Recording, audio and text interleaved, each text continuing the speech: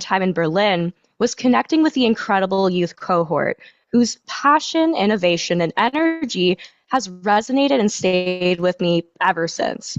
So before I provide a brief overview of the webinar's agenda and objectives, I'd like to hand it off to the webinar team to provide some remarks on housekeeping. Thank you so much, Carly, and welcome to all of our audience. We will just go over a few accessibility features for this webinar. As Carly mentioned, the webinar is being recorded. We have several language interpretation available. We are providing English, French, Portuguese, Spanish, and Arabic languages for this webinar. At the bottom of the screen, you can choose the language that you prefer should you need interpretation. In the chat box, we've also posted the link for captioning. You can either click on Show Captions at the bottom of the screen to embed the captioning within the Zoom platform, or you can click on the link and open the captioning in a different window. We also have sign language interpretation, and we will have the sign language interpreter pinned at the top of the screen, along with the moderator and the speaker. For the speakers, if you are not speaking, please keep your camera off, and we'll ask you to turn it on when it's your turn to speak. Finally, for all participants, if you have a question throughout the session, please post it in the Q&A box, which is also at the bottom of the Zoom screen, and we will do our best to answer them all throughout the course of the webinar. Thank you so much, and Carly, over to you. Lovely. Thank you for that helpful overview. Now I'll provide a brief summary of what to expect for the next 2 hours and what we hope you'll get out of it.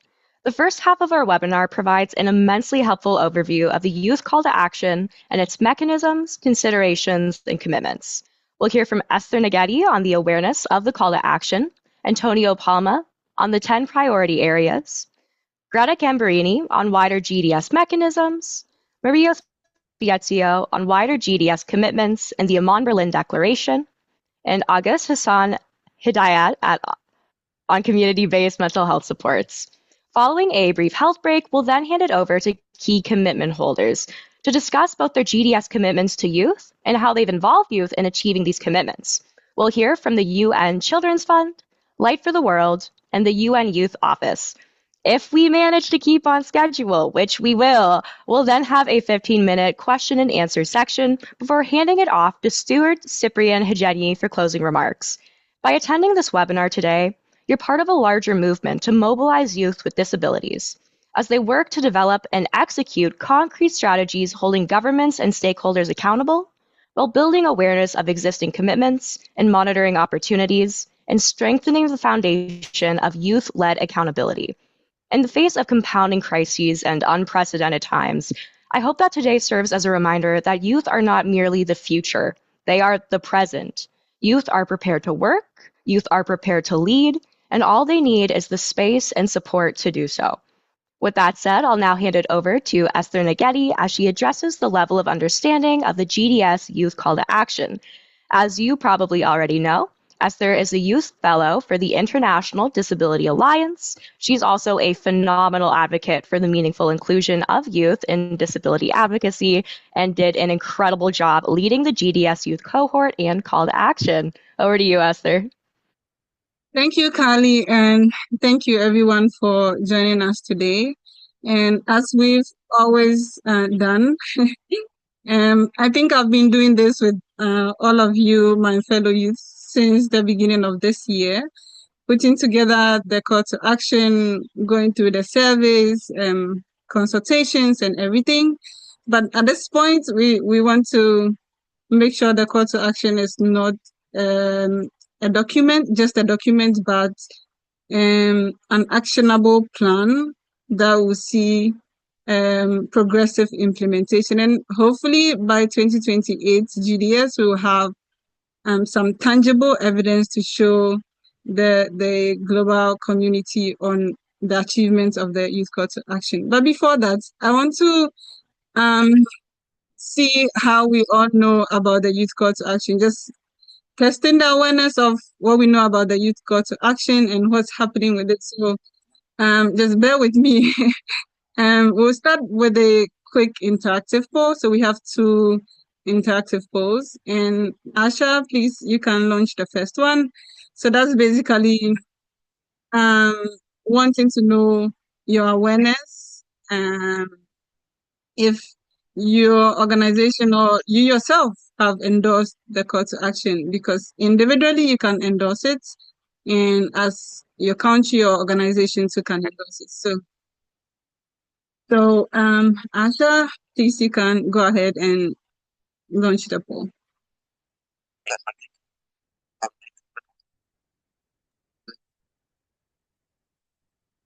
Is it visible on the screen?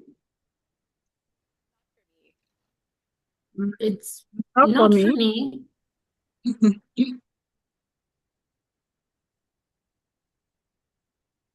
So,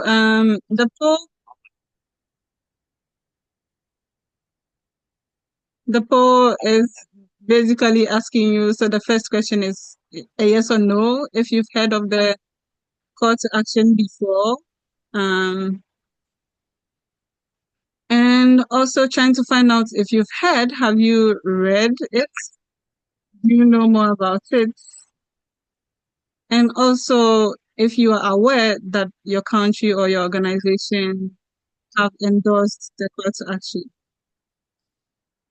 Yeah, so this is just the questions for the first poll. And also, whilst we do that, just a quick one in the chat, maybe in a sentence, you can tell us what the call to action mean to you as a youth, as an ally, as an organization that works on youth inclusion and effective youth participation. So that one, just a quick one in the chat. Let me know what you think.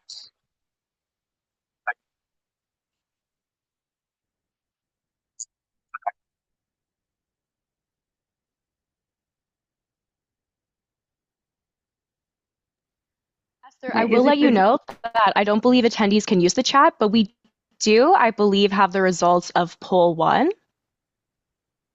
Okay. I So unfortunately can't see the results. uh-oh. So maybe Asha, I don't know if you can see that, so you can read the poll results out. To me, it is showing that the participants are still answering the question. I'm not sure if what others can see on the screen. Can you please confirm? I can end the poll and show the results now. Okay. On my screen, it looks like the poll has ended.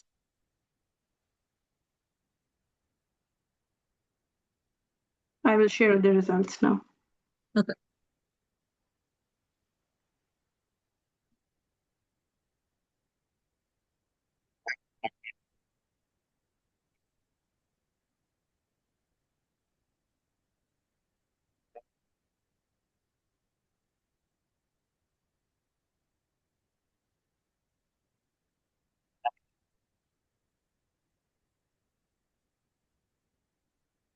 Can you see the results?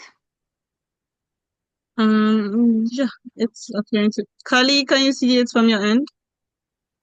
Do you want me to go through it? Yep. Absolutely. So for question one, have you heard about the youth call to action for GDS 2025? Skewed population, I'm kidding. We had 82% respond yes and 18% no. That 18% is in for a very exciting webinar. For question number two, have you actually read the call to action? A little bit less, 64% have read it, 36% have not. So I think we're all going to learn something new today. And then for the final question, do we know if their country or organization has endorsed it? 70% say their country has, which is very exciting. 10% say their country has not. Feel free to drop which country that is in the chat. And then 20% said they're not sure. So those are the results. Okay. Thank you so much, Kali. I think, Asha, we can move on to the next poll, which is basically one question. Looking at the the action points in the call to action, which one of them, especially based on your field of work and everything, works for you, or in lines with your work?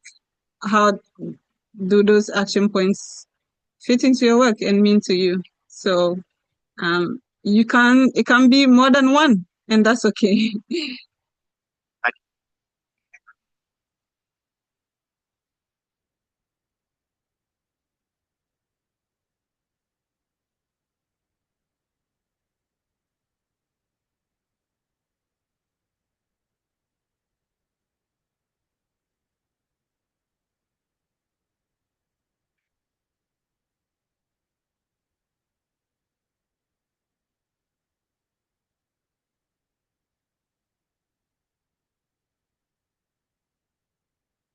Okay.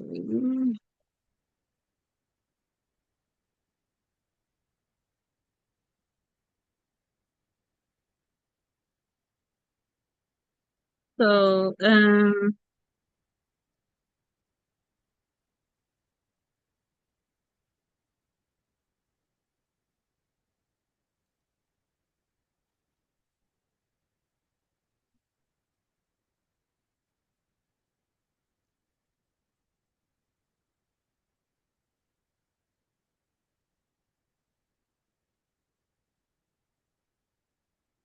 okay.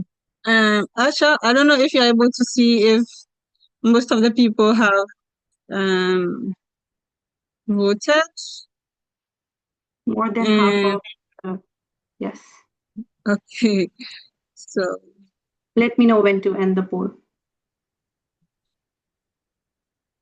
maybe just a minute more, then you can end it, and then Kali can do us the honors again by reading the results.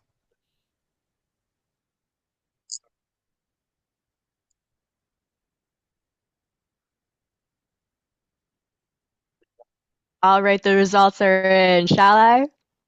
Yeah. All right. So the question was, which of the 10 CTA priority areas is most relevant in your context? Multiple choice, I appreciate that. Coming in first at 76%, enable full, meaningful, and effective participation of all young persons with disabilities in decision-making processes. My personal favorite, so I'm glad that one. At 62%, strengthen and enforce disability-inclusive policies and accountability mechanisms. Oh my God, it's not in order. I can't do math that fast. 29% said invest in digital accessibility and assistive technology. 57% said guaranteed inclusive and affordable education for all young persons with disabilities. 48% said address barriers to economic empowerment and inclusive employment. 38% said strengthen social protection and support services. 43% said address the intersectionality of disability and other identities and compounding forms of marginalization. 43% said ensure accessible, inclusive, and affordable healthcare for young persons with disabilities. 19% said promote accessibility and inclusion in sports, entertainment, recreation, and cultural activities for young persons with disabilities. And finally, at 33%, promote disability inclusive data collection and evidence-based influencing. Thank you so much. Thank you, Kali, and thank you, everyone. Fortunately, it looks like most of us here are aware of the youth call to action and know where our priorities are, and hopefully we are working to implement this and spreading the word to anybody who do not know about the call to action, and hopefully we can get that across to every young person with disability in their local areas and in all their advocacy spaces. Ash, Kali, I don't know if so there cannot be any inputs from the chats. We did open up the chat to everyone. For some reason, I can't post in the chat though for the question.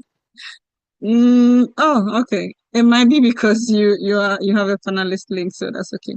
But I don't know if you can read the answers out. Yes. I just checked the chat. We do not have any thing specific to the poll in the chat. Okay. So that's Asha, I don't know if you can post the chat interaction question in the chat because it looks like, let me try doing that.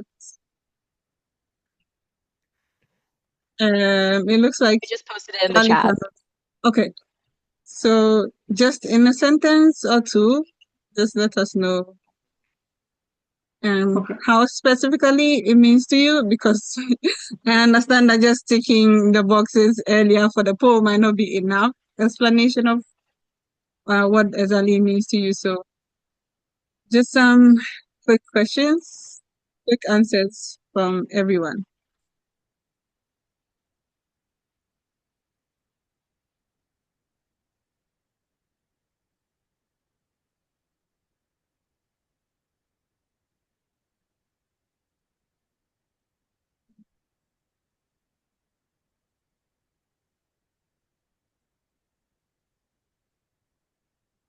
Sorry, Esther, just to clarify, do you want to discuss how the UCTA, what it means to certain individuals, or would you like to go back to the different priority areas? No, just what it means to certain, like Yes. everybody individually. So just their answers in the poll, in the chats. Perfect. Don't let Esther down, everyone. I want to see some answers in that chat.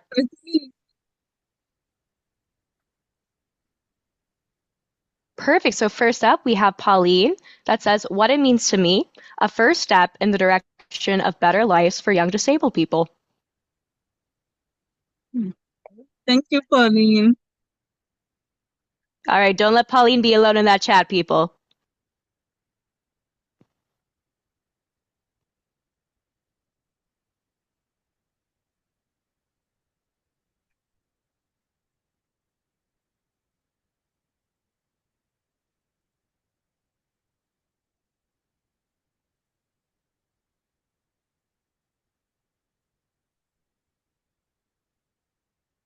Nothing yet, but I'm sure excellent answers are on their way. Okay. Um, so it's okay. We still have some chance to still post it, and in the later Q&A and comments and input session, Carly can still read that out. So still you can keep your answers coming, and thank you everyone. I am excited to know that at least we know about the call to action, and it's not something new to anybody here. So thank you so much for joining me for this session today. Thank you, Carly. And I hand over back to you. Lovely. Thank you so much for starting us off in such a great way. Truly, having interactive components in webinars just brings it to another level. So that's such a great way to start off. We'll now hand it over to Antonio Palma, who will provide a helpful recap of the youth call to action and its 10 priority areas. A little bit about Antonio. Antonio is both the Secretary of Human Rights for the Latin American Network of Non-Governmental Organizations of Persons with Disabilities and Their Families, and in charge of their youth network, which he founded himself. Antonio, before you begin, I'd like to personally congratulate you on your recent achievement as a 2025 honoree on the D30 Disability Impact List. Congratulations. Yeah, a very good one for Antonio.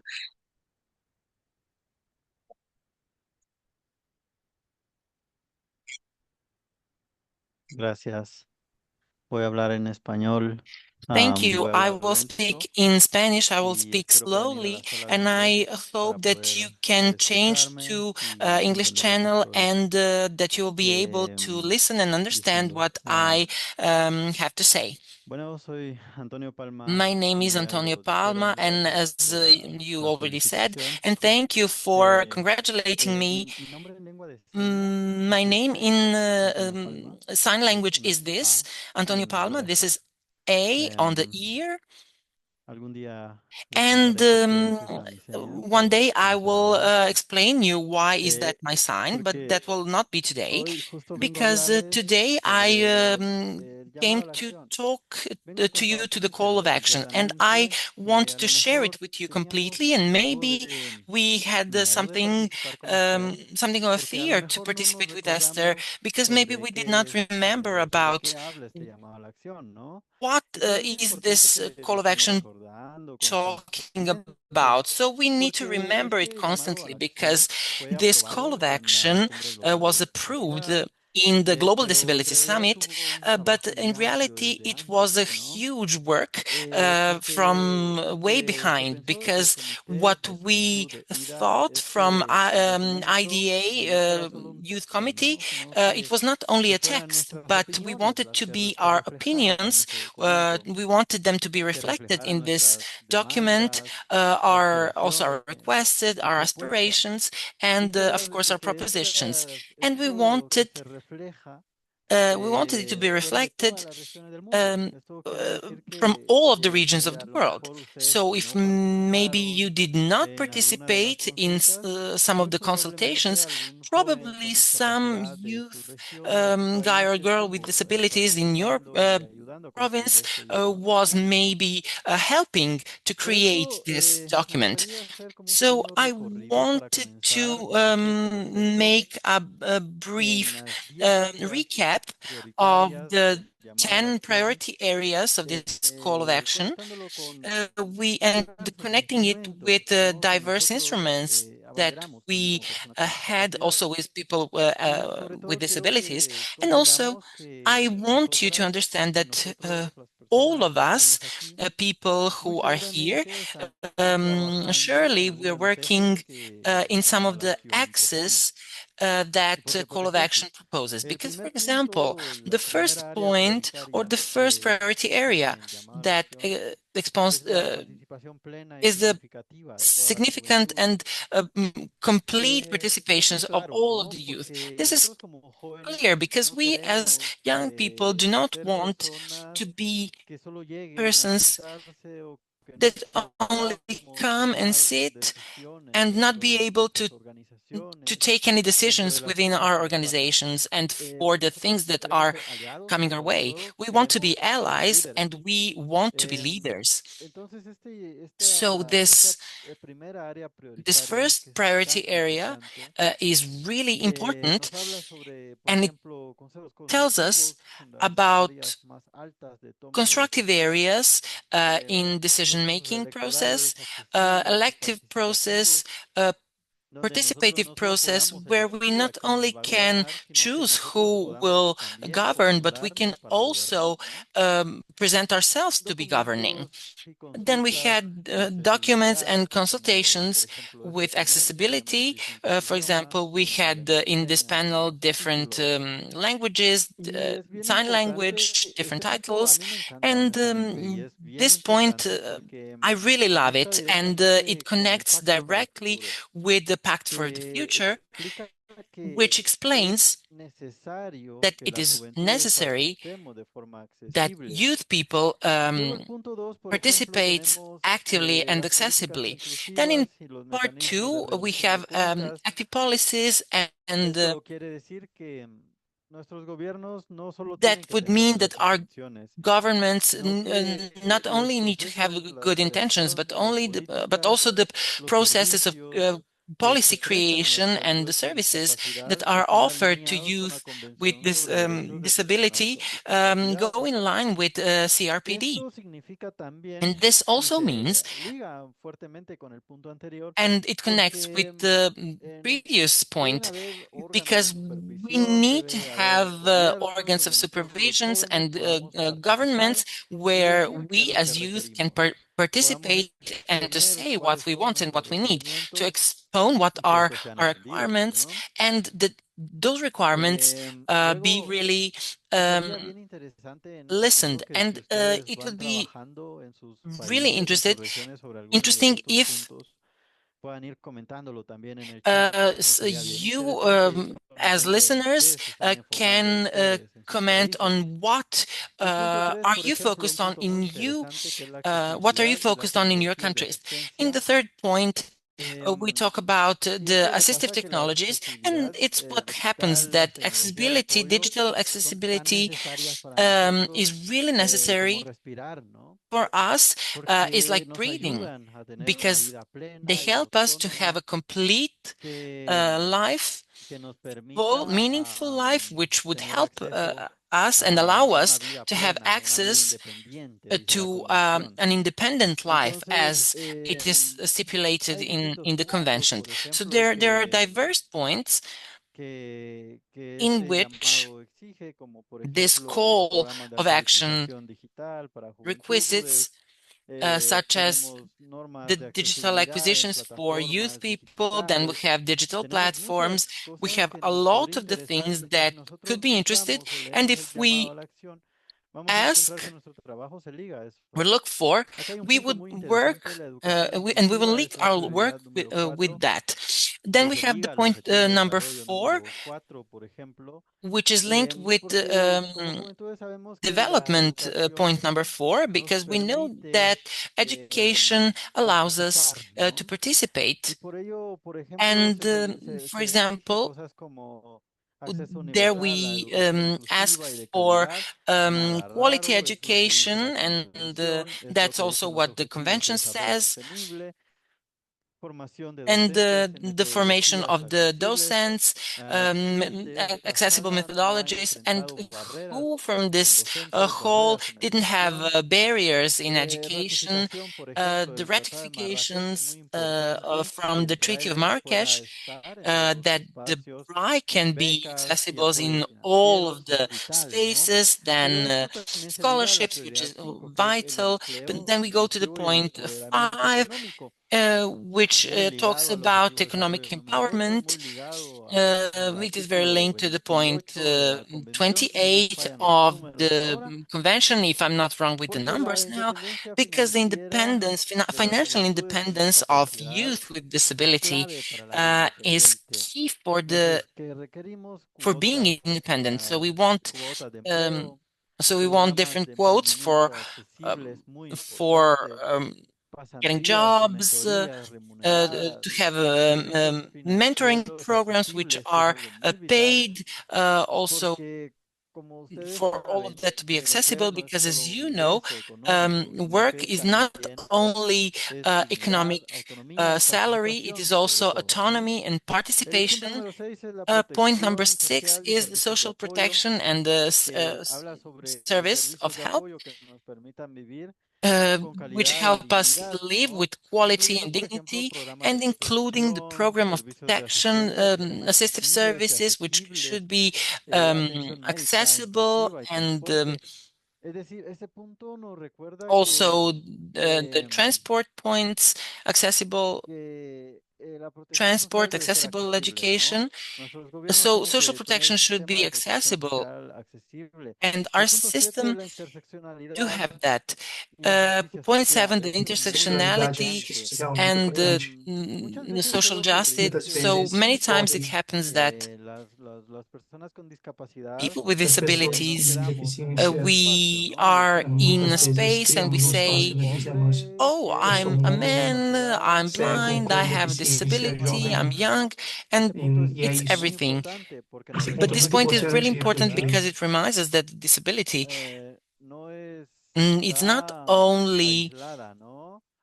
it's not Sino isolated, que las juventudes con discapacidad también podemos ser indígenas, but podemos ser we can also be migrantes, indigenous, we can podemos ser be personas migrants, we could LGBTIQ+, be podemos ser LGBTQ, members mujeres, of the habitantes LGBTQ de plus collective, we can be lugares women, rurales. living in different Por places. ello, tenemos So que estar como because of that, we need to be incluidos en included in all of the parts, in all of the movements of the social justice, which is really interesting because in Latin America, I always talk about this topic because here in Latin America, we are participating together with youth with disabilities, and we're being leader of a group of people of Latin America and the Caribbean, which is a great space for participation in Latin America. And it is something really interesting because it's not a specific space for youth with disabilities. In point 8, we have the health, which is accessible, and it links with sustainable development, and the questions of health is a universal right, and we want the same, the politicas where we will be included, the capacities for inclusivity, services of mental health, which are free of any kind of discrimination, access to the sexual and reproductive health. And I think that many organizations which are here, many people which are here, we work in that. The point 9 is sport and the recreation, inclusive recreation and inclusive sport, which are also really important because the inclusivity, we leave it in the leisure and culture, and we want accessible installation for sport, for adapted programs, and some festivals. I, for example, enjoy going to cultural activities and festivals, but sometimes they are not accessible, and I need to ask a person to go with me because without that I cannot go, and that should not happen. And the last point, but not the least, is number 10, which talks about the evidence and the data, and that is vital. We need to talk about data, and without evidences, there are no inclusive policies. So we want, because of that, segregated data, which goes in line with the Article 17, inclusivity of youth in the process of investigating. Many of us, well, we want to and we like to read and investigate, but we don't have the opportunity to enter those places. We don't have access to platforms of open data, and it's really important for all the governments to have that. And something that we need to know about this call of action, about which I talked about 10 priority areas. So it is not isolated. It's calculated in a perfect manner of the points of the declaration from Berlin in the summit, and it is linked really, really well with the Convention of the Rights of the People with Disability, of the rights of the children, and this call of action is guaranteeing that our opinions are transformed in actions, and that these actions are transferred to us. So, colleagues, this call of action is really an invitation to work in a team, not only the documents that we need to store in our computers or to print them and put them in our desks. This is an opportunity that we, the youth with disabilities, have to act. And we are people, innovators, the agents, the fighters for the rights of people with disability. We fight for the dignity, for opportunities, and for a plain participation, and it is guaranteed for all of the people. And I ask ask you to read the Pact for Future and to analyze where we are working and to unite our forces to work together. And thank you for your attention. And I hope that you and all of us will keep learning and articulating in. Lovely. Thank you so much, Antonio, for that very efficient overview of the youth call to action. Correct me if I'm wrong, but I think the first time I heard about you, you were speaking on cultural activities, recreation, and sport in New York at the CRPD conference a few years ago. So that's just a nice little tie-in. I'll now turn it over to Greta Gambarini as she explains the GDS mechanisms, work streams, and commitments. Greta is the manager of the GDS Secretariat, responsible for coordinating and overseeing all GDS-related activities. As part of this work, she supports stakeholders in sustaining partnerships, advocacy work, and critical operations, ensuring we have the momentum needed to achieve our commitments. Finally, it goes without saying, she pulled off an incredible GDS this past April in Berlin.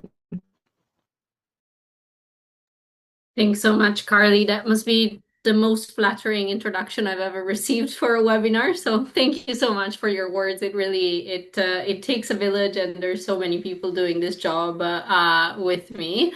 And thanks so much for having me here. I was discussing with Esther a few months ago how we could sustain the momentum of the youth call to action and what the next steps were to be taken. And I'm so glad to see this happening today. I know we're a little bit over time, so I'll try and keep my my remarks really brief. And just maybe to contextualize a bit, I think, GDS is a cycle, and we usually look at the GDS as lasting between 2 and 3 years as a cycle goes. The pre-GDS activities, taking the summit event sort of as the center and the needle, are all about gathering different partners around the Global Disability Summit, identifying what the priority areas for discussion should be, and mobilizing for the submission of commitments and really understanding what will be the political, the financial, and like really the concrete legacy of the Global Disability Summit.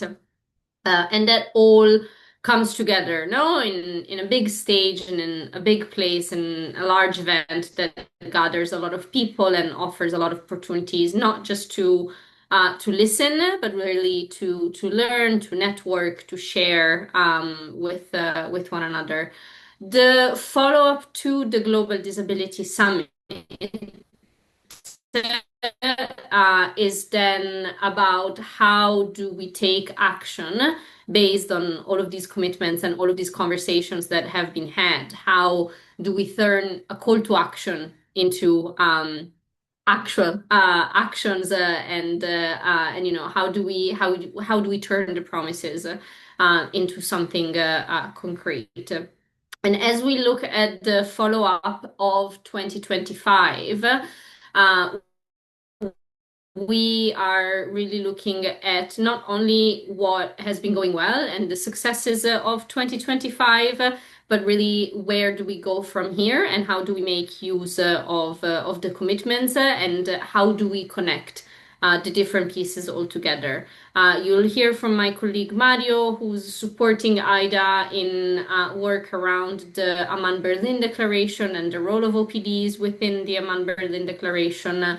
From me, I would just like to focus on the commitments which have been made in 2025 and which are far less compared to 2018 and 2022. And that, to an extent, was really intentional. We realized a lot of the pledges and commitments that we were gathering for each summit were quite empty and were really not focused. So for this year, we promoted and we asked for commitments that would be action-oriented, and that would be potentially submitted in partnership between different stakeholders. And to a certain extent, I would say we were successful in our endeavors. We still have a lot of commitments that are a bit too aspirational, I would say, but we did gather a lot more commitments that are more focused on localized action, that are more focused on different stakeholders working together to achieve the objective. And so I think we do have an opportunity to see how these commitments can then play to the achievement of the goals of the youth call to action. All of the commitments are available on the GDS commit. Sorry, I saw myself frozen, so I stopped. All of the commitments are available on the commitments platform. I will link it to the chat as soon as my remarks are over. So I would encourage all of the participants to go through the commitments, not just to understand what they are, but really to identify opportunities and sort of find concrete actions that can be connected to this next phase of the GDS. How do we achieve them as we go towards 2028? Should we look at a different system for commitments as we move towards the next cycle of the GDS? And how can we improve so that we have more commitments that are youth focused or that are addressing the priorities of youth with disabilities? So I think these would be like my really brief remarks and additions to the webinar. And I'm happy to answer any questions if there should be. Incredible. Thank you so much for helping us better understand the complex but immensely important mechanisms guiding GDS commitment implementation. I love what you said about turning the call to action into action. I appreciated that. And how the GDS evolved the commitment process to focus on concrete actions over vague aspirations. So incredible work. Thank you, truly. Up next is Mario Spiezio, who will contextualize the youth call to action alongside GDS commitments and the Amman Berlin Declaration. Mario is an Associate Social Affairs Officer at the UN Department of Economic and Social Affairs, where he's been instrumental in mainstreaming disability inclusion. As part of his work as a GDS consultant, he supported the development of the Amman Berlin Declaration. Mario, we can't wait to hear more about how the youth commitment fits into the wider GDS ecosystem. Thanks a lot for the introduction, Carly, and just wanted to check that you can hear me well and the audio is fine. Okay, sounds good. I have a few slides that I want to show you, really few, so just 4 slides, and it's kind of a continuation of the presentation from Greta. And let me just know if you see the slides, and I'll keep going with the presentation. We can see the slides, but you might want to full screen first. Perfect. Okay. Fantastic. So basically for this presentation, I just wanted to leave the room with 3 key messages, which Carly, Esther, and Greta have already made, and Antonio as well. Starting from the point that call to action, first of all, tells us what children and young people with disability want for the present and future. And it's also important, as part of my second message, to highlight that there's a strong linkage between the call to action and the global disability summits and the commitments that were made in 2025, because a lot of those, actually almost half, are about young people and for young people. This means that if governments and organizations like the United Nations implement the actions and the promises and commitments they made at the Global Disability Summit, they can actually contribute to deliver with young people with disabilities and children with disabilities to the realization of the call to action, and most importantly, to strengthen the rights of young people and children with disabilities.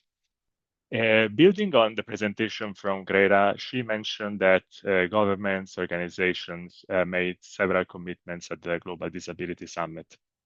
What I would like to show you in these slides and the next slides is actually how you can use these commitments for your own work and advocacy, for instance. So in these slides on the right-hand side, I'm sharing basically a graph, which is a pie chart.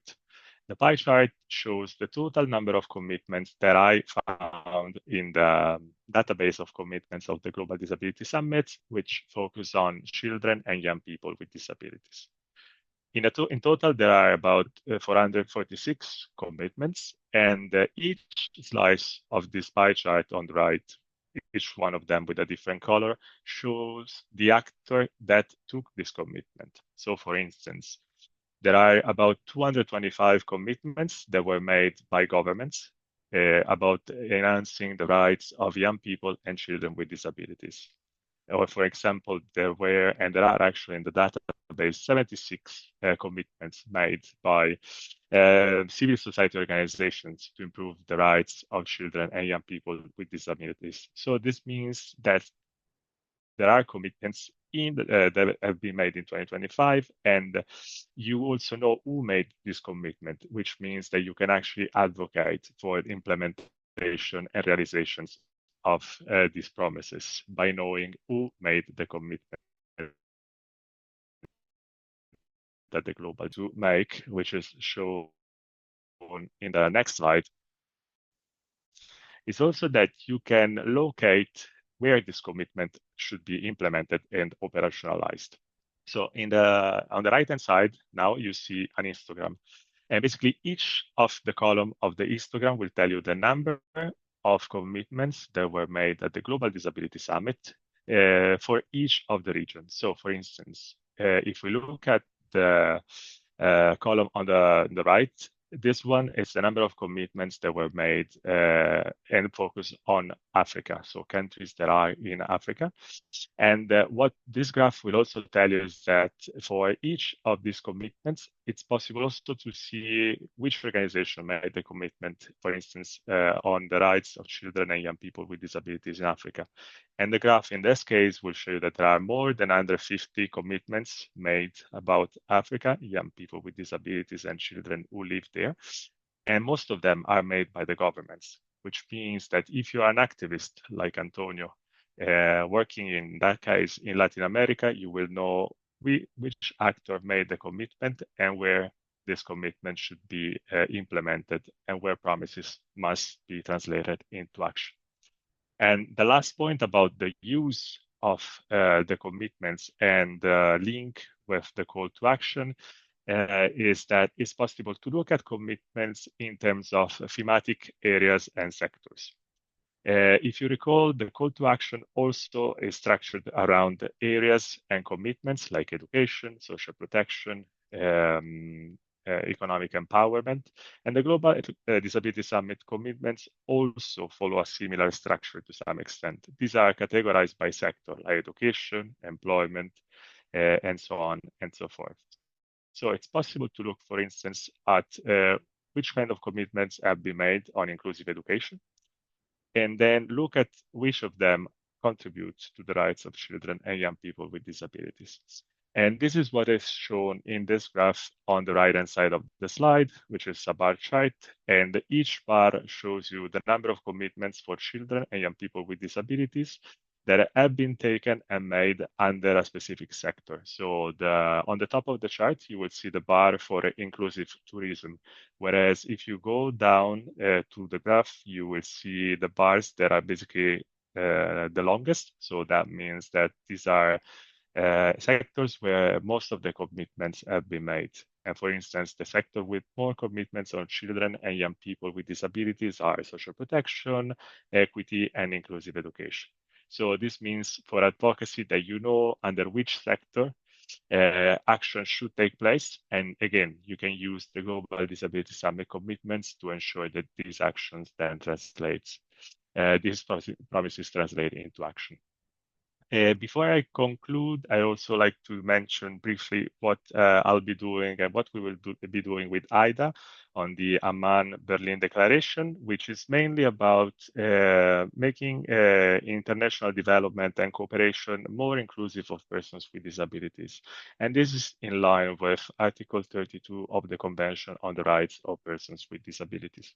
So over this year, the 2026, the idea is that, again, actors that make commitments should start implementing actions and translating action into results. So either we work on making sure that OPDs, organizations of persons with disabilities, particularly organizations led by young people and children with disabilities, are part of this process and can actually lead the monitoring and the engagement with governments and other organizations like the UN to make sure that international development becomes more inclusive of persons with disabilities. And the work will involve consultations with organizations to monitor and understand basically their understanding of the Amman-Berlin Declaration, their needs, particularly in terms of knowledge, capacity to work with governments and international organizations, for instance, to realize the commitments under the Global Disability Summit, and to make sure that the Amman-Berlin Declaration doesn't remain a piece of paper. We will organize, basically based on this discussion with organizations of persons with disability, training and capacity building to work with the commitments to work on the Berlin Declaration and its implementation. And we also provide, as needed, technical support to organizations of persons with disabilities who are working at country level to implement and support the implementation of the Global Disability Summit commitments, and particularly in this case, those that refer to international development. And as part of this process, again, young people and children with disabilities must be at the center, and this will mean that they will be part and will help us lead consultations with organizations, representative organizations, to understand better the needs, perspectives, and that these are reflected into any of the products that we will produce, and receive direct support at country level, for instance, for pushing advocacy and implementation of the call to action, which again is strongly linked and has its root in the Convention on the Rights of Persons with Disabilities and all the processes that have been promoted so far to strengthen the rights of persons with disabilities worldwide. And with this, I will close my intervention, and I thank you for your attention. Incredible. Thank you so much, Mario, for that immensely helpful context. I won't lie, my eyes lit up at the pie chart with all the different stakeholder categories, and it just kept going. Data nerd at heart, but really helpful findings. Thank you again. So to wrap up our first section, we'll now hear from August Hassan Hidayat on rethinking mental health in the context of the youth call to action. August is truly a movement builder, founding the Indonesia Revolution in Education for Social Inclusion, co-founding the International Movement of Youth with Disabilities, and was a founding member of Transforming Communities for Inclusion Global. August, thank you for creating such important platforms for youth voices. Now we're thrilled to hand this platform over to you.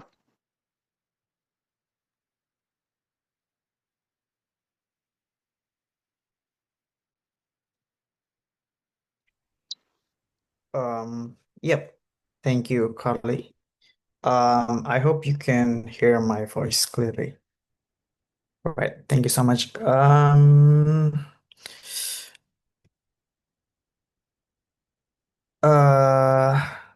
Wait 1 second. Yeah, thank you very much for this opportunity, and thank you for the invitation. And I am here ready to talk about the topic of rethinking mental health for our generation, which is for our youth movement. I think isn't just a theoretical discussions, but it's an urgent call for justice and human rights rooted directly in our youth call to actions for the Global Disability Summit 2025 in Amman, Berlin. Let me begin with a simple questions. Why there are thousands of youth with psychosocial disabilities and intellectual disabilities who are in the institutionalization in mental hospital, deprive their liberty in the rehabilitation center today, that it's masking as a care to our mental health conditions, where there are some of youth like us who live independently in the community with their choice and with our autonomy. So I would like to um, remind all of us, when we talk about youth with disabilities, it is a diverse identities.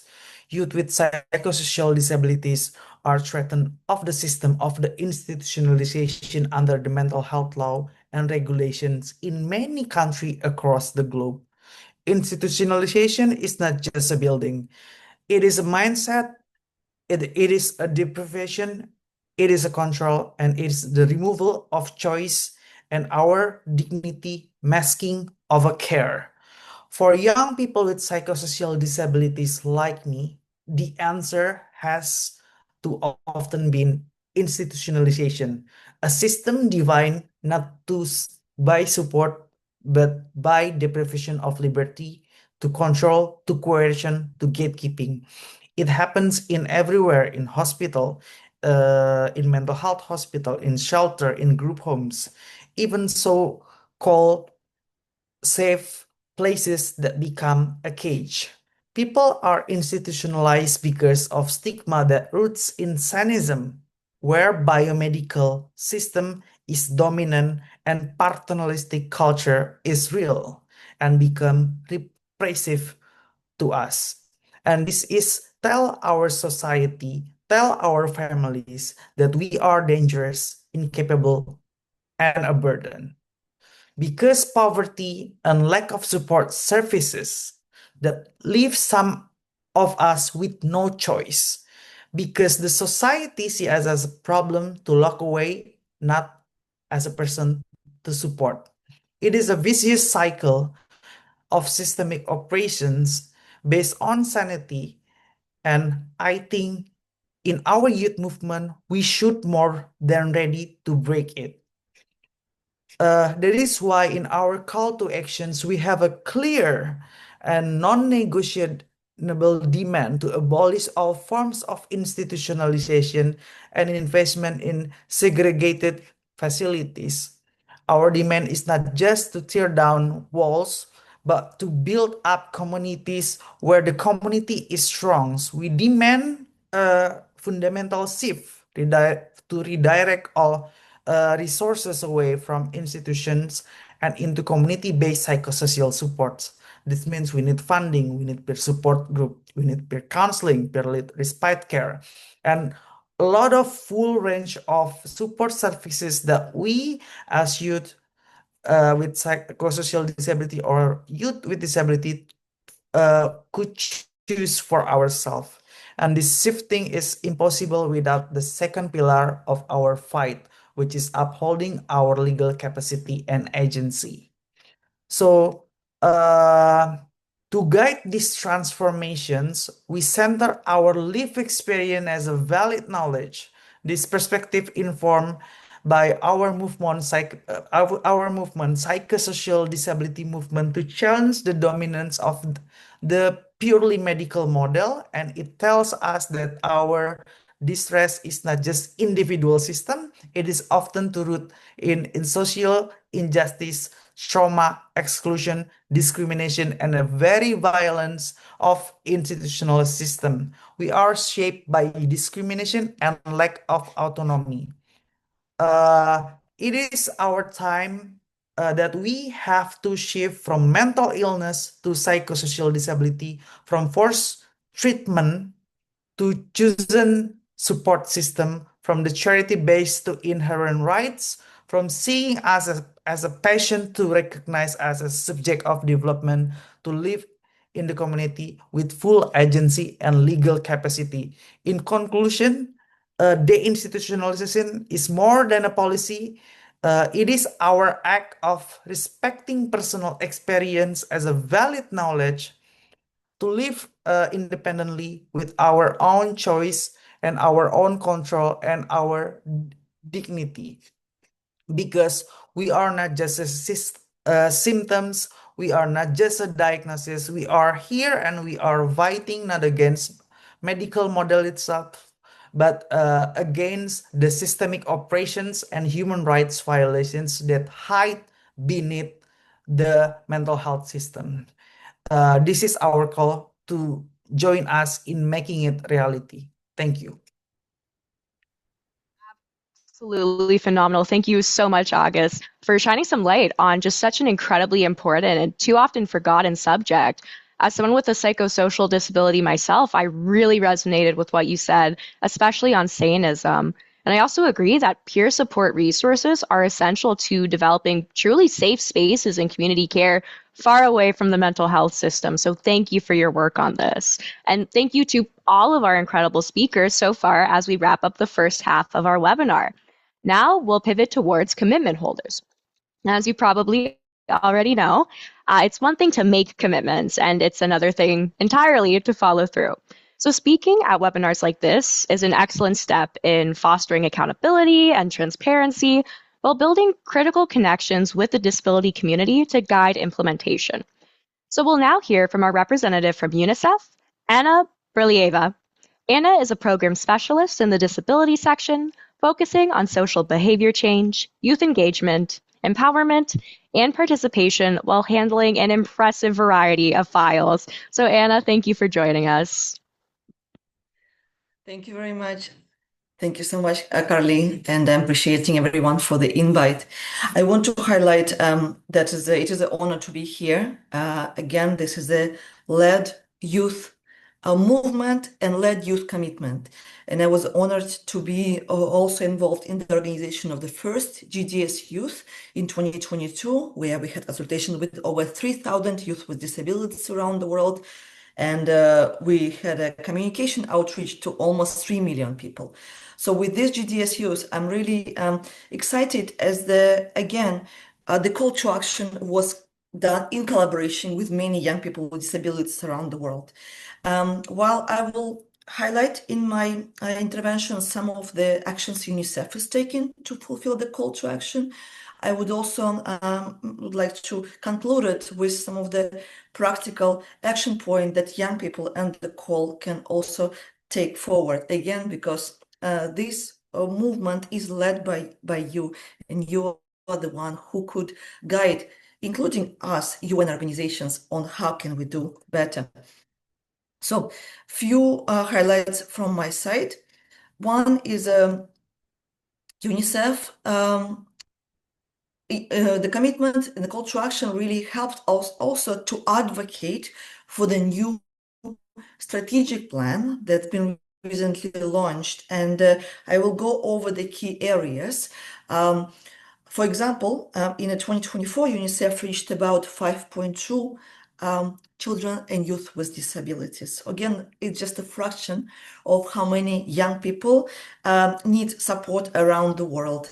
But our key principle under disability inclusion policy and strategy is, and cross-cutting theme is indeed participation, because we recognize in order for us to reach and to support and to work with, we actually need to engage young people as leaders and as agents for the future and the agents of today.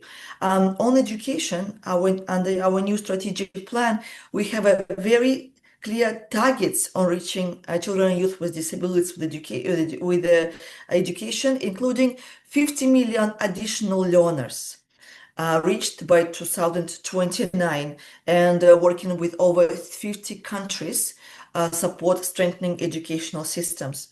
On inclusive employment, this is quite new again to UNICEF, and I want to also stress the importance of the youth movement in this. As you might know, UNICEF traditionally worked under 18, but this is the first time on the new strategic plan we highlight the skills to employment and learning for youth with disabilities, reaches 350 million children and youth, and specifically 180 million youth, including women. So this is a very big one for us. And recently, and I'll be happy to share some resources after, we also launched We try to learn from the countries, what does it mean skilling for youth with disabilities? And one of the programs we do called Upshift, it's heavy skills, transferable skills learning boot camps that allow young people to have a soft skills as a result. And we recently launched the case studies, better to learn how to make them inclusive, working together with Kosovo, Uzbekistan, Ghana, Bhutan, Vietnam, and some other countries.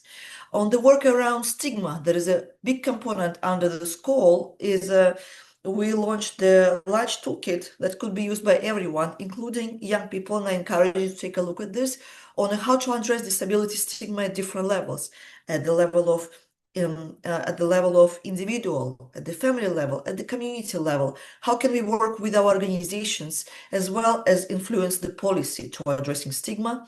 This tool is available in different languages and different languages, including French, Portuguese, and now we're working on Arabic and Spanish. Again, after this webinar, we'll work together with IDA to share with you the key resources. Social protection, big area of our work as well, and including the cash transfer assistance, especially in humanitarian context. As you know, it could be crucial for all young people to stay in education, to provide additional support for assistive technologies. Again, cash transfer, social protection could be used for those purposes. And recently, we worked with the 8 country offices to train on the youth leadership skills and policy development, social protection. 64 young people with disabilities, and 14 of them were placed to work in UNICEF for 8 country offices for 10 months, again, to enforce the policy change. These models could be easily replicated in other UN agencies and all other partners. Again, transferable skills and skilling for policy change, as was highlighted just now, young people with disabilities bring in the life experience that really could be transferred in the policy change. Last but not least, assistive technologies. UNICEF has a unique model, and we've seen it, how it works in Uganda, for example, how we reduce the cost for hearing aids up to 9 times, from over 2,000 to about 2,000 to less than $200, working with the government, working with OPDs. This is really possible. And last but not least, I would like to, if I can share my screen, let me see. I don't think I could. Yes, I can.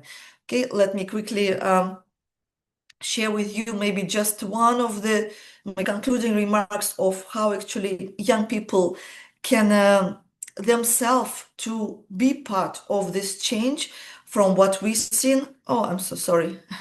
I'm so sorry. I don't know if you could see it. Just a moment. I think it's loading.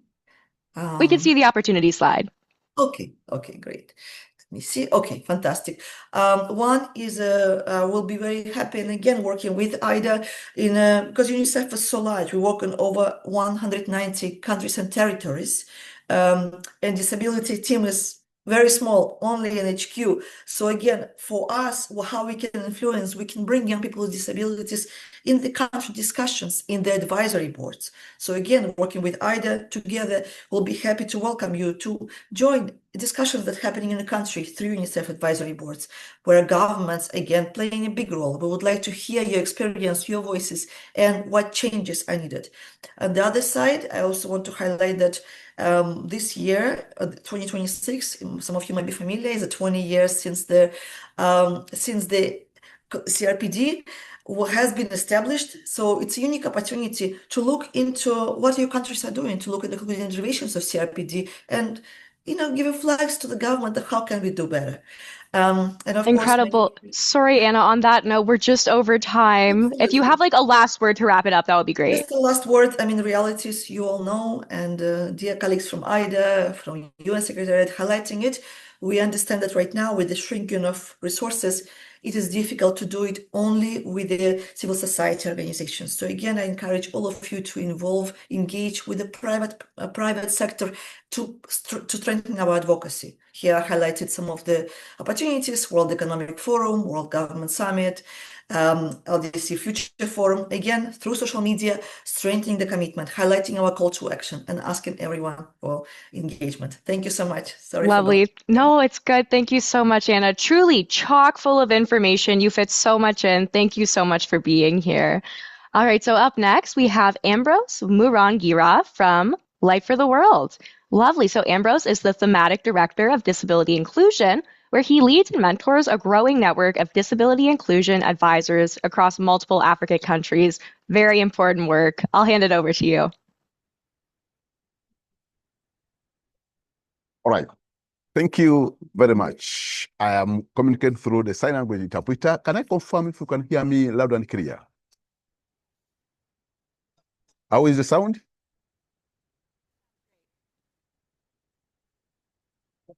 Can I get someone to confirm? Okay, that's good.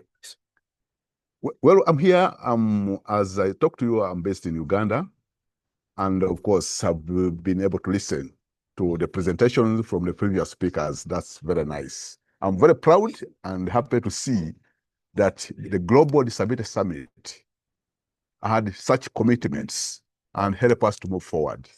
And thank you very, very much, Antonio, for recapping us the 10 commitments.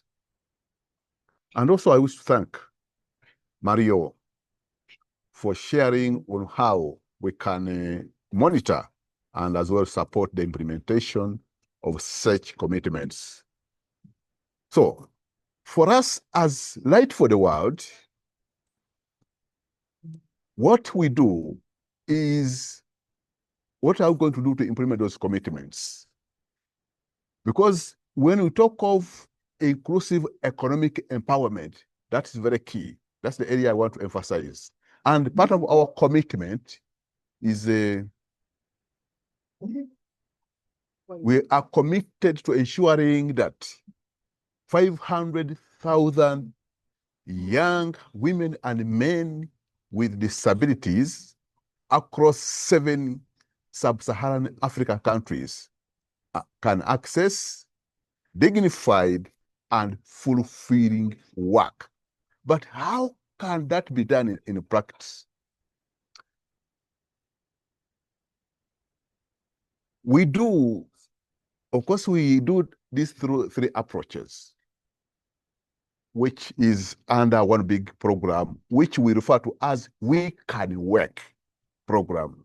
And we are operating in 7 countries, Uganda inclusive, Rwanda, Ethiopia, even West Africa. We have Nigeria, Ghana, Senegal. 7 countries. And also, we are emphasizing this through 3 approaches. One is skilling the younger people, especially from the rural area, who missed out opportunities to go to school, who have nothing to do. So we can help them to go through what we refer to as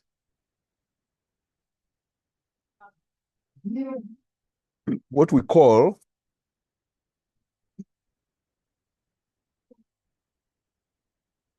because when we look at these people, we take them what we call we give them core life skills. Core life skills, they can be able to identify what career path they can take in their life. Others can opt for entrepreneurship, can it be even agriculture or business. So these are supported to get all these engagements. Second approach is where, hope some of you have heard about disability inclusion facilitators model. This is a group of younger people with disabilities whom we identify, we train, and give them skills to become facilitators of disability inclusion. Younger people across the 7 countries have been able to help and influence different organizations, companies, and even government bodies by training them on how to be disability inclusive. Because even how can employers make a workplace be disability inclusive? So we look at both employers and even the job seeker, the younger people with disabilities. Also, we have mainstream programs to make such programs disability inclusive. We look at different sectors, agriculture. digital economy, education, also the creative arts industry, access to finance. We always support, and these are young people driving us change. The third approach is about enhancing the voice of younger people with disabilities to advocate for their rights. And of course, you look at the commitment from the GDS, but there needs to be a follow-up. So it means younger people with disabilities have to voice out at the country level to make this be implemented. And it's not only we like what they're doing, we do this hand in hand with the national or umbrella organizations of persons with disabilities across the 70 countries. The question is, how are these younger people being involved? Please get in touch with the national umbrella organizations of persons with disabilities in the 70 countries I talked about. They can as well be able to make you liaise with such programs. The participation has been different ways to make things happen. Secondly, you can also join our SBCC campaign, which we refer to as Play the Full Deck. It's also on LinkedIn. Go on LinkedIn, put the hashtag, you'll be able to follow the instructions until you get the chat and make a follow-up. So very much excited to be part and contributing to the noble cause and achieve the GDS goals by implementing such commitments to open up and also give opportunity for many young people with disabilities. I believe by young people being in the driver's seat, we'll be able to support each other. I thank you very much. Thank you, Ambrose, for shining a light on the work your organization is doing to ensure youth considerations are central to your commitment implementation. I love the concrete actions youth can take to join. So we'll now hear from a representative from the UN Youth Office, Mariam Pandy, who currently works in their partnership, advocacy, and communications section. And I have to say it, that's a fellow Canadian right there. Good to see you. Hello. Hi. Can everyone hear me? All good? Great. Well, first of all, thank you so much for the invitation. It is an honor to be here amongst all of you. But also, can we just have a shout out for Carly? This is, I think, the best moderation. And it's not just because you're a fellow Canadian. Yes, but this is some amazing moderation. Thank you so much for keeping us on time. And it's been really a privilege to hear from everybody doing amazing work in this space. So, maybe, yeah, as Carly said, I work at the UN Youth Office. My main focus is on youth engagement. And I wanted to maybe just share a little bit on what the UN Youth Office is doing to advance the work on meaningful participation of youth with disabilities. And maybe a quick introduction to those who might not be so familiar with our office. Our office is a very, very new structure within the UN, which is kind of counterintuitive because the UN has been here for a long time. But our office came to existence in 2022. So we're only like 3 years old. And yeah, so member states gave us a mandate to advance the youth agenda across the 3 pillars of the work of the UN: human rights, sustainable development goals, and as well as peace and security. And as you can imagine, young people with disability have a huge role to play on all of these pillars. And ever since we've been, working towards figuring out how to make sure that as a very, very tiny team sitting in New York and without any programmatic mandate, so we're not present in different countries, and we're only a small team in New York, how can we make sure that the youth agenda moves across the globe and to better the lives of young people? So with that, maybe I can share my screen. Is that possible, Carly? Should be. Okay. I want to share my screen and just maybe go through our website, if that's Perfect. okay. Yes. Yeah. I don't know. This thing. But Sorry. is it a system private window? Okay, I don't know. Yeah. Do you see my screen?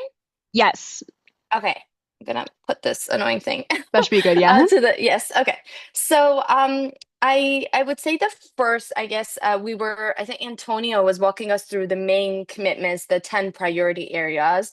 And if I want to say what is the biggest priority area for the UN Youth Office is including young people with disability and bringing them closer to decision-making spaces, especially when it comes to national and global spaces. So in regards to that, we have this new initiative, UN Youth Compass, which was kind of launched last year, but it's still growing and it's still in this growing phase, I would say. That the whole reason for this, kind of the whole goal of this initiative, is to create opportunities for young people to come closer to decision-making spaces. We know that a lot of the times young people don't have the resources, don't have even sometimes the knowledge of how they can influence different policy processes that actually has impact on their lives. So this is our attempt to kind of bring young people closer. And at the heart of this is really thinking about marginalized youth, young people who have historically been excluded from spaces such as UN, and of course, young people with disabilities. So I would say this is, and again, this comes on top of many, many commitments that the multilateral space has made through the 2030 agenda, the Pact for the Future. And we're trying to, at our office, we're trying to create this opportunity through this, I guess, initiative. So that's the first one that I wanted to share. And this really, again, I think Antonio mentioned the Pact for the Future. So for those who might not be so familiar, I mean, I'm gonna just move. Do you see my screen changing, Carly? For the future.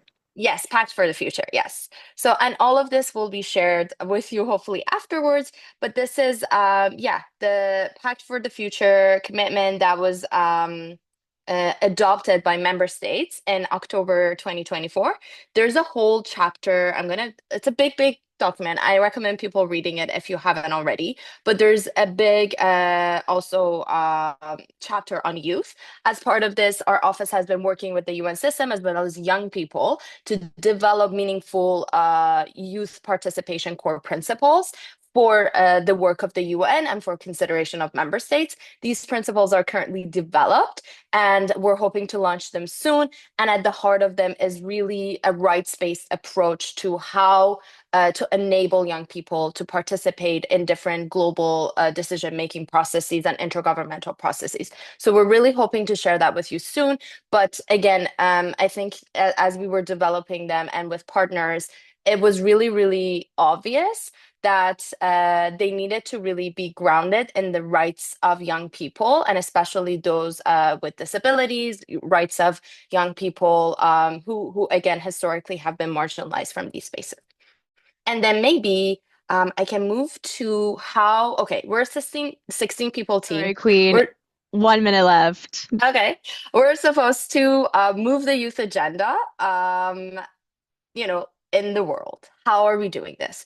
We're working through the Youth 2030 Youth Strategy with UN country teams and UN entities. And we basically support them in mainstreaming youth in the work that they do on the ground. So if you want to go into our website and read all about Youth 2030, you can also see basically the results of what is the work of the UN across the youth strategy, and you can see who's doing great and who still needs to do more. And that includes around engaging young people with disabilities. So there's scorecards, there's rating, there's a lot of colorful things there. So if you want to check it out, I think our 2024 report was published in summer, so you can definitely see that. I'll stop here and I'll share my information so that if anybody has more questions, they can reach it. That was phenomenal. Thank you so much. It's always great to hear about meaningful participation and so encouraging to hear about the recent establishment of the youth office. At just 3 years old, the UN Youth Office is a youth itself. Hear me out. So we now have Sharaf Babarakimov, joining us from the UN Population Fund. Feel free to take it away, Sharaf.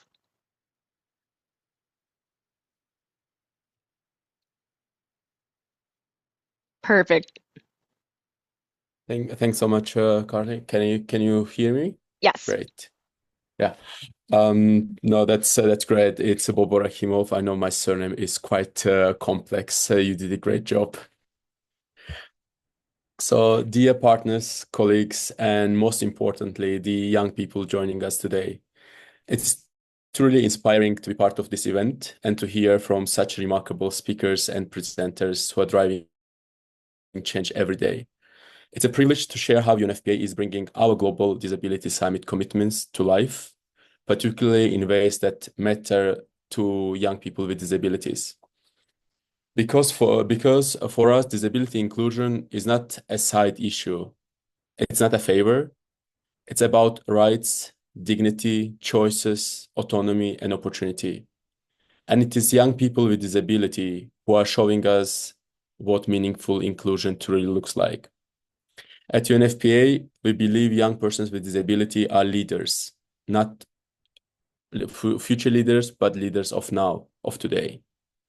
They're experts in their own lived realities, innovators in their communities, and essential partners in shaping the policies that affect them. This belief drives our disability inclusion strategy, which is called We Matter, We Belong, We Decide, as well as our global youth strategy, titled as My Body, My Life, My World. Today, I want to highlight our key commitments and then take you closer to one of them that we consider as a game changer: disability inclusive comprehensive sexuality education. Our commitments in action. First, we are strengthening the meaningful engagement of organizations of persons with disabilities, particularly women and youth-led organizations, in more than 70 countries. Through right-based training, including Our Bodies, Our Rights, we are supporting our young people with disabilities to speak confidently to policymakers, service providers, and human rights bodies. This is not just participation, it's influence, leadership, and accountability. Second, in times of conflict, disaster, or climate crisis, young people with disabilities face some of the highest risks and the least access to services. That must be changed. We are equipping our teams and partners to apply the global guidances on disability inclusion in humanitarian action, and we are developing practical tools to ensure that sexual reproductive health and protection services remain accessible, safe, respectful for all, especially for young women and girls with disabilities. Third, and central to today's discussion, is UNFPA is scaling disability inclusive comprehensive sexuality education across at least 14 countries through our global programs, with plans to expand. The reality is clear. Young people with disabilities are often denied information about their bodies, their rights, and their protection. They face the highest risk of violence and lowest access to prevention, support, or justice. Inclusive CSE is not optional, it is life-saving. When accessible, inclusive, and anchored in human rights approaches, comprehensive sexuality education provides tools for young people who need them and to understand consent, protect themselves, build healthy relationships, navigate online risks, and make decisions with confidence. It challenges harmful stereotypes that suggests persons with disabilities are either asexual or unable to make decisions about their lives. Our inclusive comprehensive sexuality work includes ensuring learning platform and materials are accessible, integrating assistive technologies and AI to support learning, including content on disability, gender-based violence prevention, and emerging risks like climate and Em technology. riscos emergentes como tecnologias climáticas, Creating space for youth criar and espaços communities to shape, deliver para programs ajudar a themselves and moldar consolidate programas inclusive para si engagement. mesmos e para engajamentos Because nothing includentes. developed for young people should be created without young people. That's a motto Nada that que é has feito stands para os for. jovens deve ser criado And the sem jovens. fourth is we are strengthening I'm so sorry. We're just, if you have like one sentence, maybe. I'm so sorry. Sorry.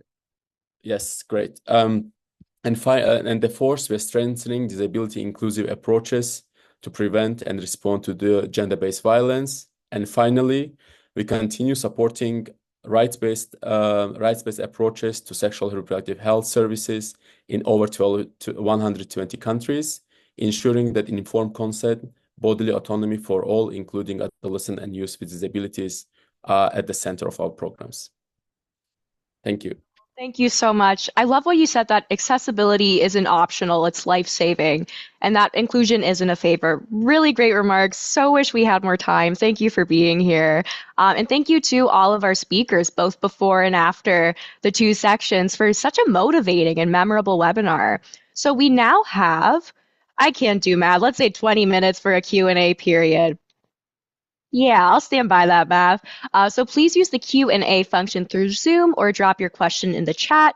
To my knowledge, participants can turn on their cameras or microphones as it's a webinar setting. So if you raise your hand, I really can't help you out. And in consideration of the speakers and your fellow attendees, please ensure your questions are actually questions and not self-promotion. If you'd like to speak more on a specific topic with the speaker or follow up on potential opportunities, I'd recommend reaching out to them online instead, such as through LinkedIn. All right, let's open it up. Perfect. First question from Stuart. And it's a question. Yes, my question goes to Miriam. Are there youth initiatives from the UN Youth Office focused on youth with disabilities? Miriam, are you still with us? Excellent. I am, yes. Excellent question. So I would say at different times, we have different initiatives. We try to ensure that working with youth with disabilities is kind of mainstream through all of the work we do. So as I mentioned, maybe I can put the link into the chat. I'm going to put this. So the way we work as part of the Youth 2030 initiative is that you can also see how different, organizations and how we work with different UN entities to promote the inclusion of young people with disabilities into the work of the UN as a general. We also have previously worked with different partners to create resources. So I'm gonna put the resources here as well. So it's one thing to say, hey, go and work with people with disabilities. It's another thing to make sure that organizations have the capacity to do it, right? Especially when you think about the country context, working with young people with disability can be very, very different as it is for some of us working at the global level. So there are some resources here. You can see previous research actually done with IDA and other UN partners in creating more capacity, for example, for country teams working in the humanitarian setting and how they work with young people with disabilities. So we have ongoing different initiatives. We try to make sure that it's not the one initiative, especially that is just, okay, that one that is working with young people with disability, but that we're mainstreaming it all across. Hope that answered. I mean, I have also been more answers here, but I am also conscious of time. That's a phenomenal answer. All right. I believe the Q&A function should be enabled. So drop some questions in. There's so many topics we can tackle today, whether that's inclusion, sexual and reproductive health, accessible emergency response. Truly, I keep telling to my friends who don't work in the sector, I don't have to just be an expert on disability. I've got to be an expert on everything. I'm not an expert on, no one's an expert on anything, but you get what I mean. All right, any questions? Let's see. Maybe, Carly, as you're waiting for questions, I can also Yeah, share go that for it. we work very closely with a youth advisory board. We call them our youth reference group, who give us advice on all of the initiatives that we have at the office, and we ensure that young people with disability are also part of that advisory board every year. Because we know that, again, we want to co-create this with young people. And yeah, so that's also another, I guess, that's not an initiative. That's part of the work of our office, working with young people, but working with this specific advisory board is how we're also ensuring to bring the young people's disabilities views into the work of our office. I'm going to put the link to the chat as well. That'll be great. Yeah. Lovely. While we're waiting for more questions, Sharaf, if you're still here, I cut you off. If you want to elaborate on, I think it was your fourth and final point. Looks like there's All time. good. That's No, all good. I want to build on the questions that was posed and UN Youth Office representatives responded. Also at UNFPA, we make sure that youth representation is part of all the decision-making spaces, especially as part of the global comprehensive sexuality education programs that we do have this global program.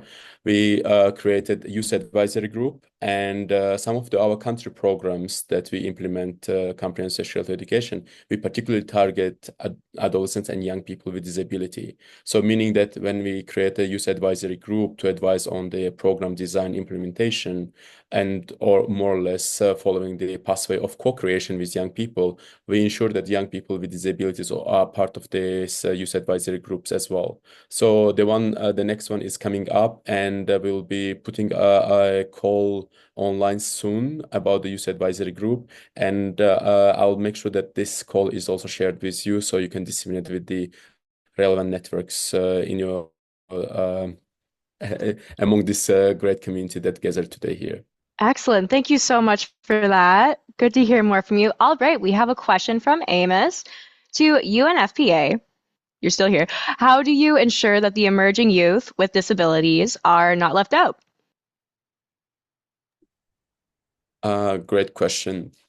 So, as part of our comprehensive sexuality education program and overall UNFPA programs on sexual reproductive health and rights, gender-based violence, and many other harmful practices and many other programs that we work particularly with adolescent and young people, we make sure that depending on the programs, there is inclusive engagement. For example, we do have, as part of the gender-based violence program, girl centers. Depending on the country, they have different names, and these girl centers, or safe spaces, they are dedicated to address the needs of young women who potentially might be affected by harmful practices or gender-based violence. So when we are also designing the programs, we also make sure that these young people are also their needs based on the disability are integrated as part of the services.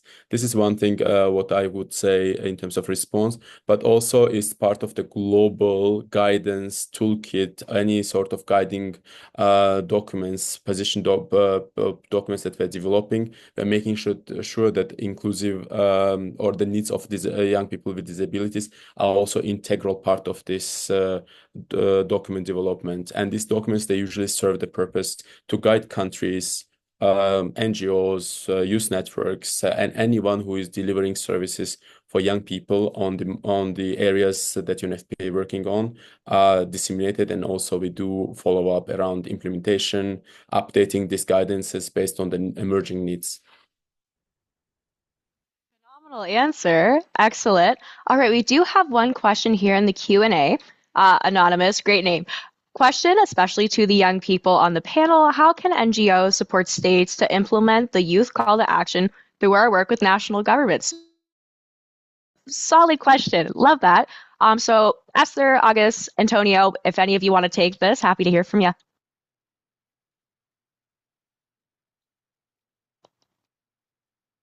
I'm just going to make weird faces at the camera until someone shows up. It's like a game of chicken. I'll keep making faces. Carly, please, can Yes. you read out the Repeat the question question? again? Yes. Absolutely. Perfect. So how can NGOs support states to implement the youth call to action through our work with national governments? And I'll pop it in the chat too. So for NGOs, the first thing is to meaningfully and effectively include young people with disabilities in your projects. So we don't want a situation where you want to make a quota, so you decide to put us in there. So which means you have to know about the accessibility needs of the young people you are involving, and young people who have information, knowledge about which particular initiative and what action points this initiative is addressing or implementing in your work, so that it wouldn't be anybody at all to be there. In that case, it's not really effective, and we would think of it as tokenism, actually. So I would say that first, look out for us, intentionally involve us, because as you might have seen here, we are leading some of these initiatives already. We know what the call to action is about. We know what our constituents need. And so involving us shouldn't be purely based on the fact that you want to make the numbers. Yeah. So that's what will be Excellent. my answer for this. That's an excellent answer. And I see, August, you have your hand up if you'd like to answer this as well.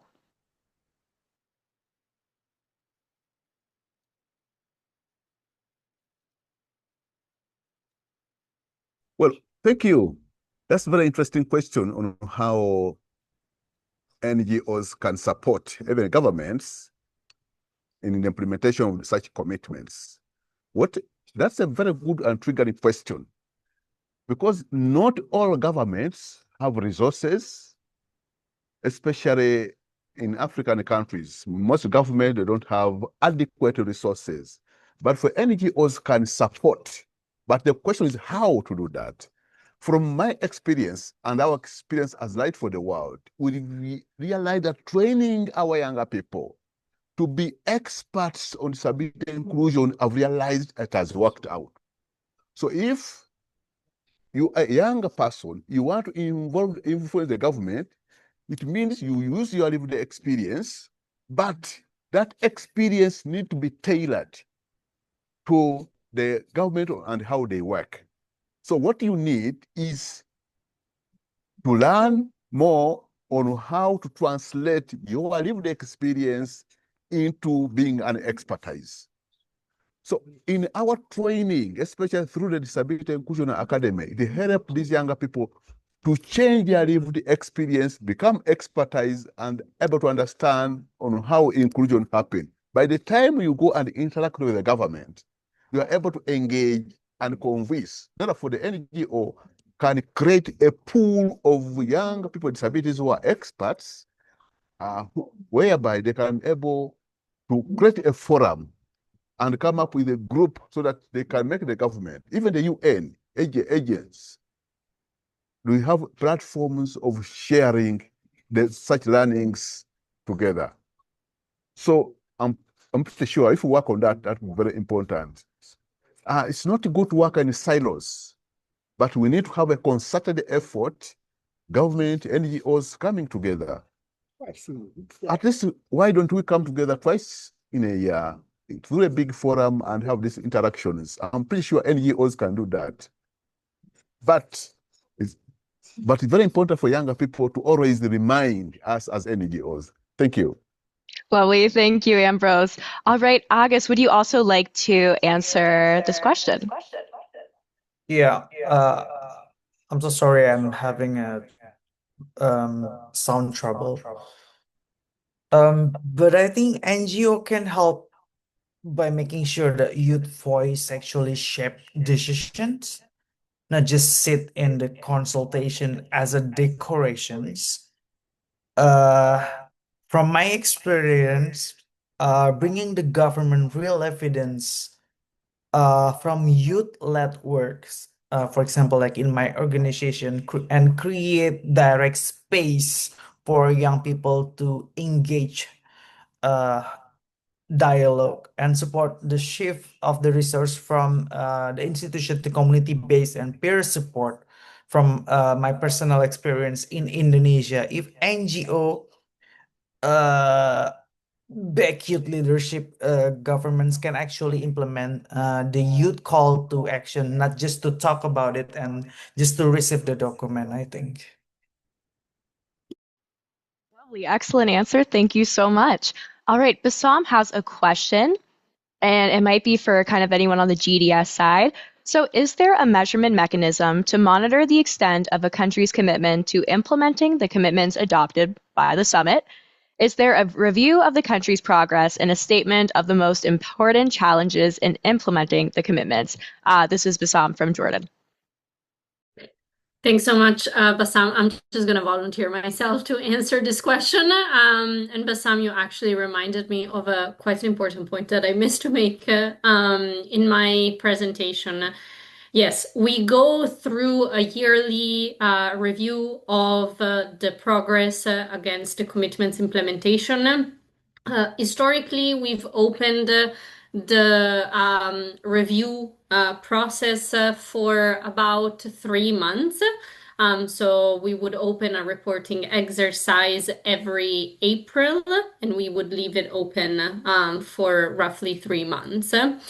We've recently been receiving a lot of feedback from different stakeholders that have been engaged in the process that have expressed it would be more useful to have a continuously open process for reporting. So rather than just having a window for reporting, whenever there is progress to be reported against from someone that has made a commitment, to be able to do so through the platform. And we are considering this suggestion. One thing is for sure, we will open the next reporting exercise in April 2026. So we do not consider it very useful to ask for any progress reports before 1 year from when the commitment was made. And indeed, within that reporting process, we will be asking those reporting whether they're facing any challenges in their implementation of the commitment, if the challenge is a technical challenge and should they need support from technical teams, whether it is a question of funding, of timing. So we really want to start understanding what apologies, what may be some of the challenges that those that are implementing commitments are facing. We publish progress reports also on a yearly basis. We have published one. We've published 3 for 2018, where we've analyzed the progress that was being reported against for commitments. And we've been doing the same for 2022 commitments. So we will continue to evaluate the usefulness of publishing these reports. And generally speaking, if you reach out to me and my team, and I'll put our institutional email in the chat box, we're more than happy to provide you with detailed information about any progress reports that we may have encountered. If there's one thing I love, it is a progress report, to be so honest. And I mean that. I know that sounds like a joke. But yeah, we have a question from Amos. How accessible are these CTA initiatives to the rural youths, especially in the sub-Saharan Africa? Great question. I don't know who wants to respond, but I will play chicken again.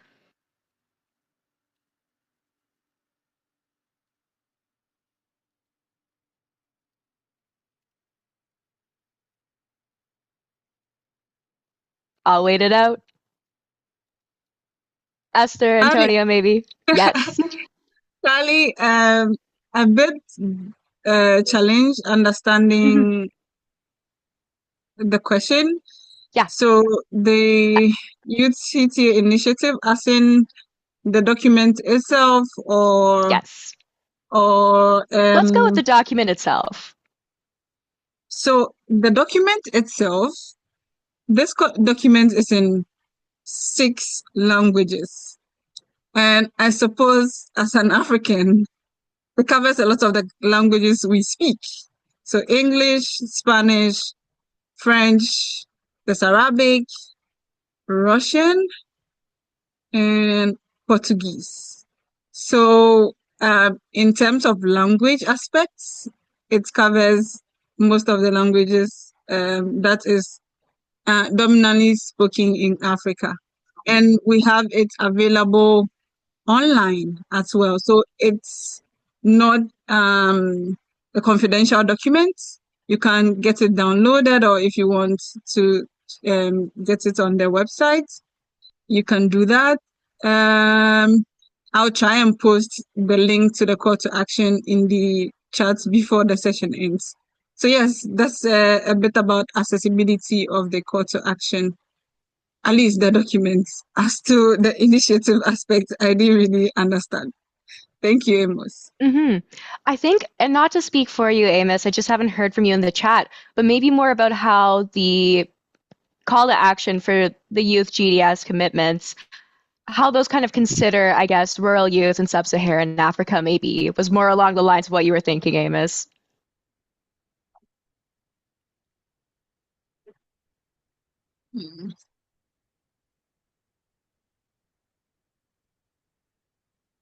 Any replies from anyone?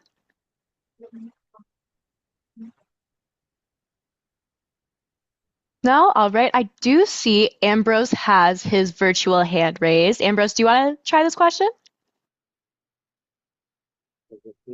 Well, that's a very good question. To me, on how it can be accessible, it's upon us in the room. We are NGOs. We make a commitment. Even you, anybody, make a commitment. But the big question is, how do we internally plan to disseminate these commitments? How can it be done? Remember, we work, including those in the rural community. How are we able to reach out to the rural communities? So we, as Light for the World, it's about translating or modifying our materials into the accessible language that we operate from. That's what we can do. It's a responsibility to each and every person. Yes, to be accessible, including translating in sign language. Because sign language for deaf people never went to school. They don't know how to read and write. Even if you put a simple English, they meant to be able to understand. If you put in sign language in a video way, either it's international and even in local languages, they are able to understand these commitments. Thank you. Lovely. Thank you so much, Ambrose. With that, we're on schedule. That's a win. All right. Why don't we hand it off to Stuart Cyprian, hi on you for closing Carly, remarks. Yes. please, just before that, I think still the same person had a question for Mariam. Just like a Sure, I follow-up. will say we have 5 minutes. Okay. But it's But okay. Stuart, if you can fit both in, I'm all for it. No, so Mariam would have answered that. But Mariam, maybe you can check that and give me the reply. I can send it to Stuart. Thank you. Sounds good. Thank you.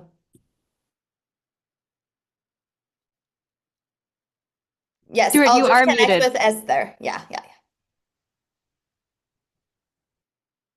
Yes, hello, can you hear me? Yes. Okay, thank you very much, Kali, for moderating the session.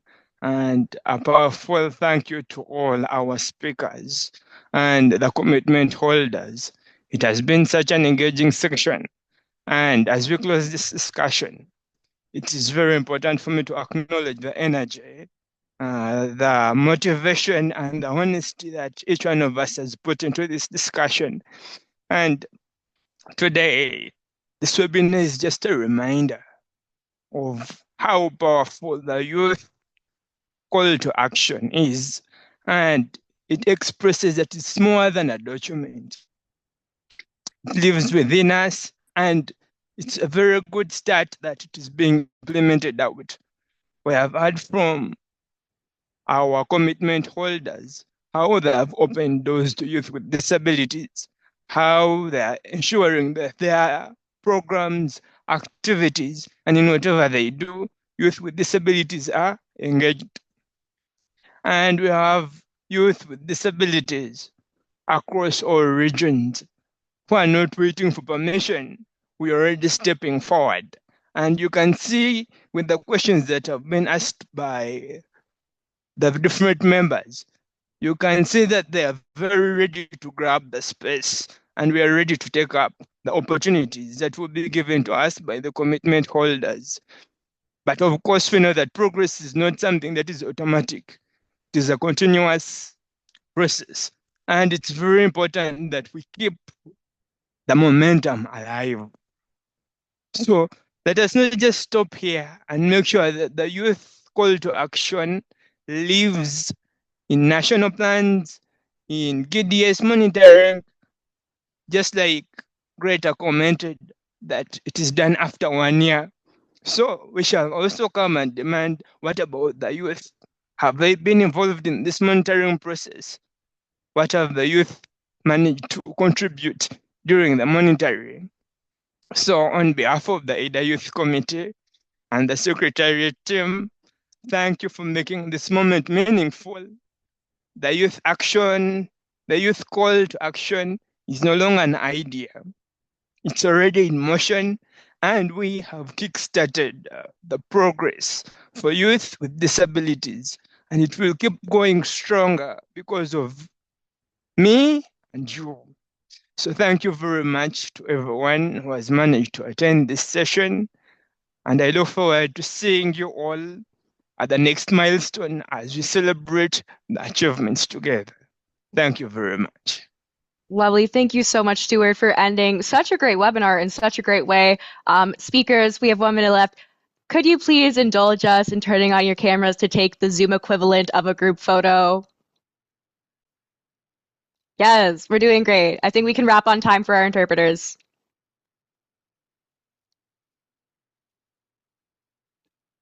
All right. Missing a few. Speed run, speed run. I'm hoping for the best over here.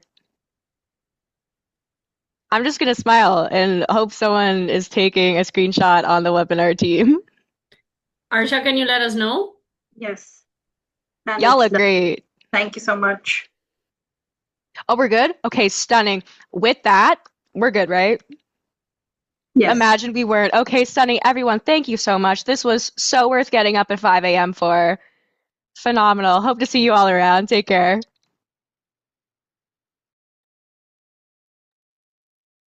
Thank you, Kali.